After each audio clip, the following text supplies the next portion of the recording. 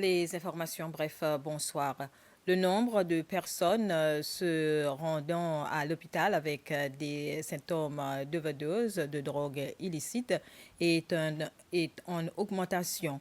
Une situation que le ministère de la Santé dit être alarmante car en février, il n'y avait que 2 cas, mais en juillet, 28 cas ont été rapportés, dont 4 décès reliés à une prise excessive de drogue illicite. En effet, les cas suspects de prise excessive de drogue a explosé de 300% entre juin et juillet. 50 cas ont été enregistrés à Maé, dont 2 femmes dont l'âge varie de 20 à 62 ans.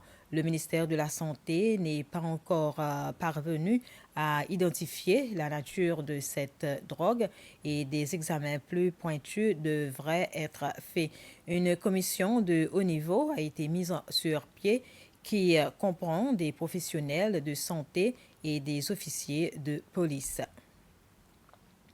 La Cour d'appel a débuté sa deuxième session 2024 aujourd'hui. Elle compte 11 procès sur sa liste.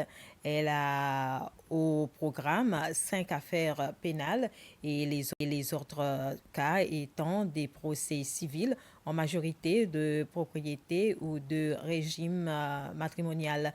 Sur ce point, le président de la Cour d'appel, le juge Anthony Fernando, a déclaré avoir demandé aux avocats des 2 parties que le jugement soit rendu à l'amiable.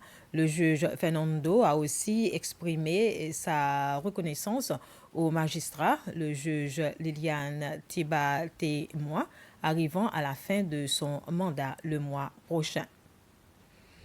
Les membres du public devront encore se rendre dans les différents lieux où la Banque centrale offre ses services pour une autre semaine, même s'il avait été annoncé qu'elle rouvrirait aujourd'hui.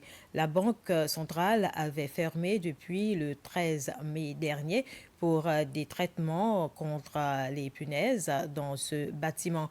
Une opération que cette banque dit avoir réussi. C'est à partir de la semaine prochaine, donc, que toutes les opérations retourneront à la normale. Plusieurs marchands grossistes ou détaillants ou à la fois exerçant les 2 activités ont pris part à un atelier de formation aux taxes et leurs régulations organisé par la Commission des impôts, la SRC.